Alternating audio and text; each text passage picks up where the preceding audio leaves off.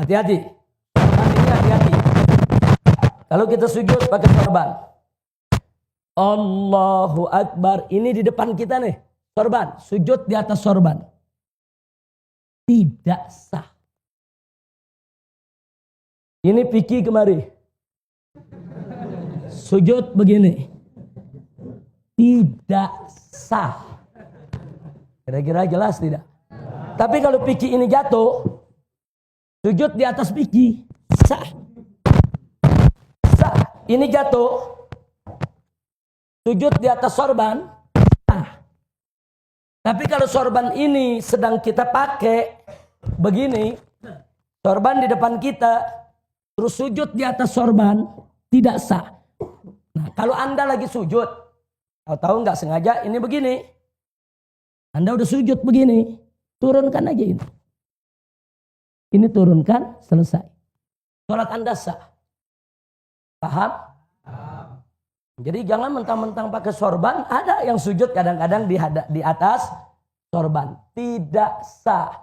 Sebab kalau Anda sujud di atas sorban, sorban yang sedang Anda pakai, berarti Anda sujud di atas pakaian yang sedang Anda gunakan.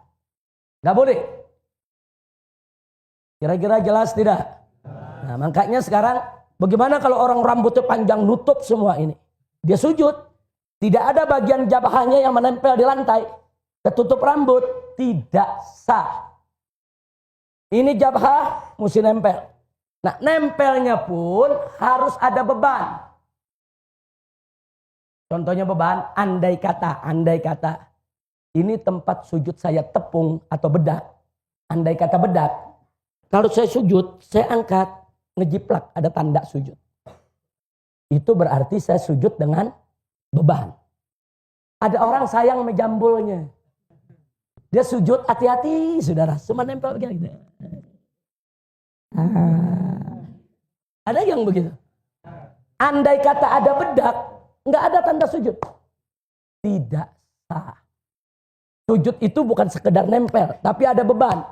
Nah, jadi kalau dalam kitab fikih diumpamakan andai kata ada tepung, tepung itu ada bekas cap jidat kita. Kira-kira jelas tidak? Paham? Nah, jadi sujud ada tata caranya. Jangan sembarangan kita sujud. Posisi kaki jari lihat, posisi tangan lihat, posisi jidat lihat. Nah, ini yang penting. Termasuk perempuan yang suka yang pakai apa? Mukena. Kadang-kadang mukenanya panjang, begitu dia sujud, mukenanya di depan. Dia sujud di atas mukena. Tidak sah. Makanya hati-hati tempat sujud kita. Nah, jangan sampai berkaitan dengan apa yang sedang kita pakai. Kira-kira jelas tidak? Paham semua? Jadi kalau ini Piki nutup begini, sujud tidak sah. Tapi kalau ini Piki jatuh, sujud di atas Piki sah. Karena kalau Piki sudah terlepas, dia tidak lagi sedang kita pakai. Sampai di sini jelas? Paham? Baik. Berikutnya. Nah, begitu kita bangun dari sujud, perhatikan kaki kita. Bangun dari sujud. Allahu Akbar. Pantat kiri kita duduk di atas kaki kiri. Kanan kita, jari jemarinya ini menghadap ke kiblat. Perhatikan, ini belakang begini. Ini namanya duduk apa nih? Ini namanya duduk apa? Iftirash. Ini duduk iftirash. Jadi tidak begini duduknya. Tidak juga begini. Kecuali bagi yang berhalangan, yang sakit, yang badannya kegemukan, yang ada asam uratnya, dia nggak bisa duduk dengan sempurna, itu lain masalah. Tapi kalau kita lagi sehat walafiat, duduk yang sempurna, duduk di atas betis kiri nih, ini telapak kaki kiri nih, ini pantat kita duduk di kaki kiri nih. Nah, beban kita ada di kiri, kaki kanan. Nah, kita lihat ini seperti ini. Jari jemari, perhatikan.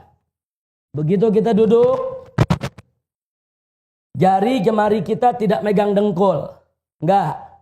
Jari jemari kita di atas paha, bukan megang dengkul. Di atas paha, jangan dibuka lebar. Jangan dibuka lebar, tidak mesti terlalu rapat, biasa saja. Jari jemari kita menghadap kiblat. Tanah kiblat, semua menghadap kiblat, kita punya jari.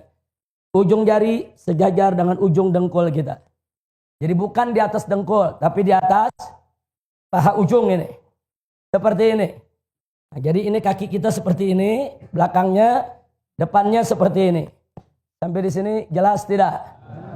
Kemudian kita sujud sama seperti itu. Nah, setelah sujud kita akan berdiri. Nah, dalam mazhab Syafi'i saat kita mau diri ada sunnah untuk kita yaitu duduk sejenak istirahat.